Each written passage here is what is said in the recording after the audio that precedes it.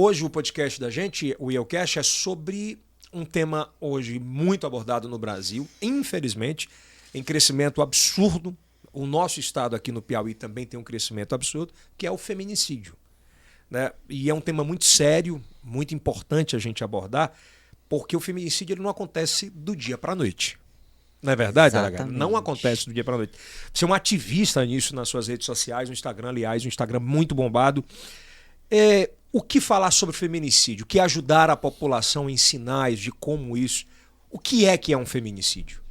É importante, viu, Yeltsin? Eu queria até lhe parabenizar pela iniciativa, porque a gente fala, até com uma fala mais informal, sobre esses sinais de violência contra a mulher, e é a partir exatamente dessa naturalização que se faz, da desconstrução, que é você dizer, olha, esse tipo de comportamento aqui não pode acontecer, eu posso denunciar, eu sei qual é o caminho que eu posso fazer, eu que sou vizinho de alguém que está sofrendo isso. Então, às vezes uma conversa que a gente vai fazer aqui mais informal pode despertar e até clarear a mente das pessoas sobre essa prática de violência que muitas vezes termina com a morte da mulher. Que o feminicídio ele é o assassinato da mulher em razão do sexo feminino, né, por ela ser mulher. Então, ela acontece dentro daquele cenário de violência doméstica, dentro de casa, naquela relação de familiar, né, o familiar, o marido, o ex-marido, o ex-namorado, o primo, o irmão, o pai, que pratica aquele tipo de violência ali por conta da intimidade mesmo. E desse machismo que a gente sabe que é esse tipo de comportamento que termina sendo reproduzido de geração para geração. Então é muito importante a gente falar sobre isso. Abordar esse tema, né? Abordar esse tema. Ana, vamos começar com uma linha do tempo aqui, né? Vamos traçar essa linha do tempo, falando um pouco dos nossos pais e dos nossos avós, né? Da onde vem isso? Como é que existia isso há 20 a 30 anos atrás? E ainda existe hoje. Pois né? E como é que as mulheres não identificavam esse tipo de abuso para chegar no feminicídio? Porque não é do dia para a noite, como a gente falou. Como é que era antigamente? O que é que a literatura traz sobre isso? O que é que os estudos trazem sobre isso? Olha, é exatamente aquele tipo de comportamento que a mulher ela é impedida de escolher, ela é impedida de exercer a profissão que ela tem desejo de exercer. Ela era impedida, inclusive, de participar da vida pública. A mulher vivia para a vida privada. Então, você via aquela mulher que era condicionada a cuidar.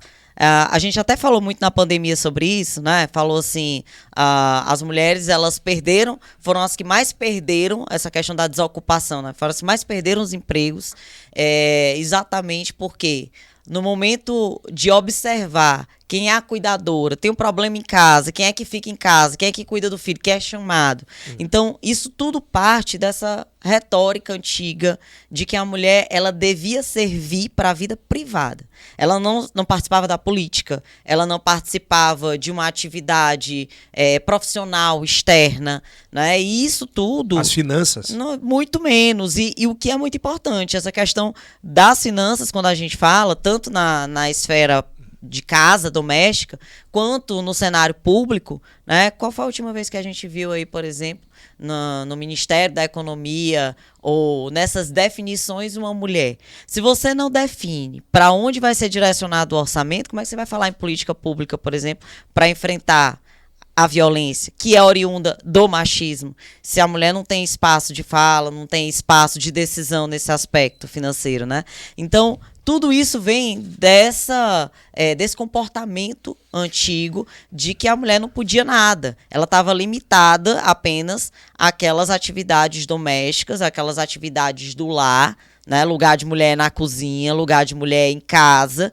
E por ela não participar dessa vida social, e por ela não ter a oportunidade da opinião nem naquilo que acontecia dentro da casa dela, nem na roupa que ela vestia, nem no que ela falava, você vê que até os comportamentos, padrões, né, até a sexualidade, tudo da mulher era condicionado àquilo que era entendido pelo homem como o limite do que ela podia Você não pode passar agir dessa ou fazer. linha. Não pode, né? E isso desde criança. A menina, ela era criada já em uma visão de que ela teria que ser prendada para servir o marido, para cuidar da casa, e o menino era aquele que ele era empoderado para entender que ele podia ser o provedor, que ele tinha que ter uma profissão, que ele ia sustentar a casa, que ele ia dizer as regras daquela casa, né? O pai de família, aquele que chegava e o primeiro a se servir na mesa, ele era servido, na realidade, né?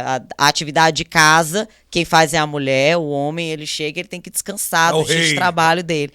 Então, isso tudo, louco, né? a gente às vezes não percebe, mas algumas falas, alguns comportamentos, a gente reproduz ainda hoje. É muito comum, por exemplo, a gente ver uma mulher chegar no lugar, ela ser julgada pela roupa que ela está vestindo, e às vezes por outras mulheres, né? O comportamento, a forma dela falar, a forma dela sorrir, a forma dela sorrir alto, né? Então tem uma série de falas preconceituosas que a gente reproduz, homens e mulheres, e a gente acha que isso é inocente. Né? Tem gente até que diz assim, agora essa geração tá toda questionadora demais. A gente pode falar mais nada que ficam questionando. É o tal do mimimi, esse mimimi, o feminismo, não sei, e não entendem que às vezes quando a gente questiona um ou outro dessas falas ou comportamentos, a ideia é exatamente tentar equilibrar um pouquinho essa balança que ainda é desequilibrada. Agora eu estava vendo há pouco um vídeo que me chamou muita atenção de uma fala, já é a segunda vez que eu recebo, que eles enviam por direct muito esses casos, e a fala de uma vereadora em Aparecida, ela tentando falar e o microfone dela era a única vereadora que estava ali sendo cortado? Sendo cortado. Picotado. Porque essa interrupção também acontece muito, né? E nesse espaço também, porque é como se houvesse um menosprezo mesmo ao posicionamento feminino. Porque a gente tem essa ideia de... foram 100 anos à frente que houve a participação masculina uníssona ali, né? Só eles é que davam pitaco na política. Então, a gente já vem com um retardo muito grande, começar a se inserir. Então, a gente, com esse retardo, ainda não se inseriu da forma mais... E isso vai desde os primeiros comportamentos. Quando eu falo para os jovens, quando a gente está falando sobre violência contra a mulher, para tentar alcançar esse público mais jovem nas escolas, quando a gente tem a oportunidade, às vezes na comunidade mesmo, uma coisa que eu sempre repito para as mães e para o próprio público em geral, né? Até os pais também, que às vezes...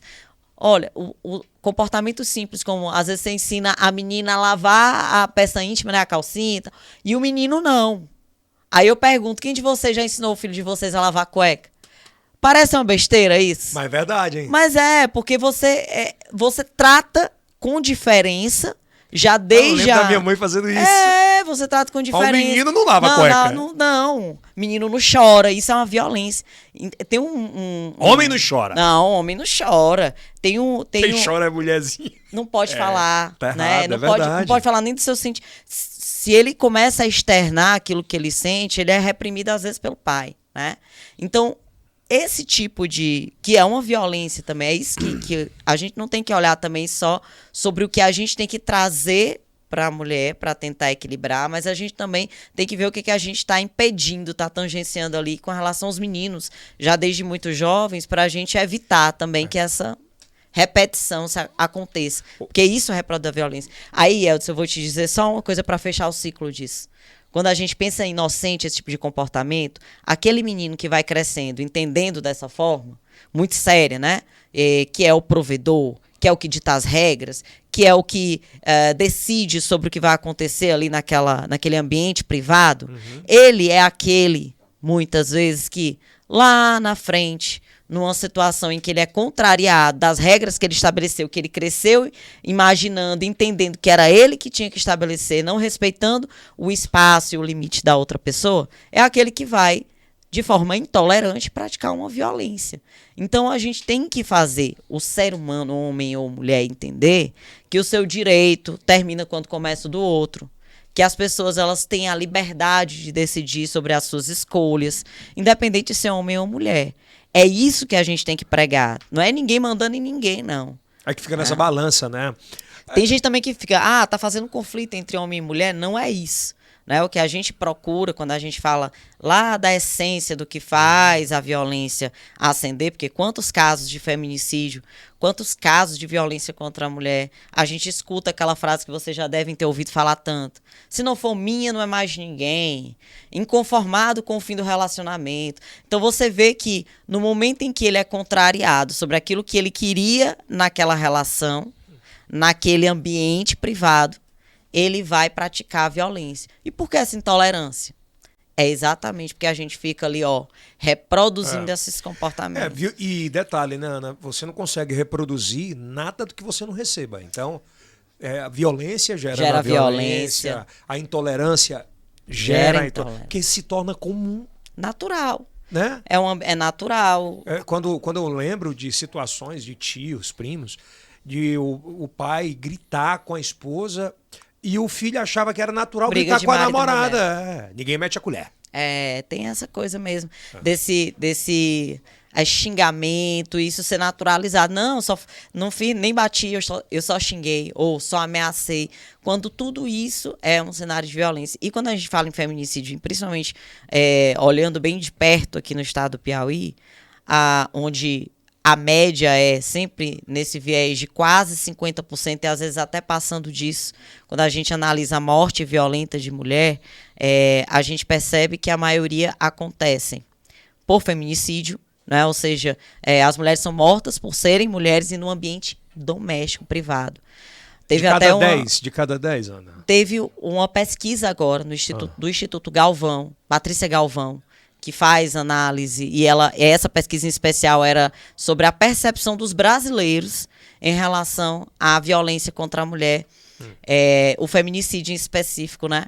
E eles disseram, 90% deles entenderam que o local de dentro de casa, o local privado, o ambiente doméstico, é o de maior risco para as mulheres. Por quê? Quando a gente vai ver, por exemplo, o percentual que o Fórum Brasileiro de Segurança Pública trouxe, né? Que naquele ano de 2000, nesse período da pandemia, 2020, 2021, a cada 7 horas uma mulher é assassinada. Foi o relatório que foi apresentado, o último que foi trazendo esses dados. Quando você vai para o cenário de morte violenta de mulher, independente de feminicídio, a cada 2 horas uma. Mas quando você vai para o feminicídio, a cada 7 horas uma. Então, assim, você vê que são lapsos temporais muito curtos e um cenário de aumento de 22% nacional. Aqui no Piauí, a gente teve 12,9% de aumento de feminicídio de 2020 para 2021. Então, é um índice muito alto. Muito grande. E como você perguntou aí, desse percentual, a maior parte deles nesse ambiente íntimo. Você pode fazer uma pesquisa, por exemplo, dos casos, que você vai ver que é ex-marido, é ex-namorado, e muitos trazem essa fala da posse, né? Que a imprensa costuma usar como conformado com o fim do relacionamento. Mas nada mais é do que entender a mulher como... Ou seja, se não é minha... Não é mais de ninguém. Que é um absurdo. Essa fala é muito reproduzida pelas mulheres que sofrem hoje, violência. Né? E tem mulher que acha que é normal. Infelizmente. E muito sério. Muitas mulheres que sofrem violência sexual no matrimônio, casadas, e elas simplesmente não entendem que aquilo para você ver como a gente não consegue ainda tirar essa visão, não é, machista, de que a mulher não precisa ceder ao que o homem quer como um contrato de casamento, como se fosse uma contrapartida.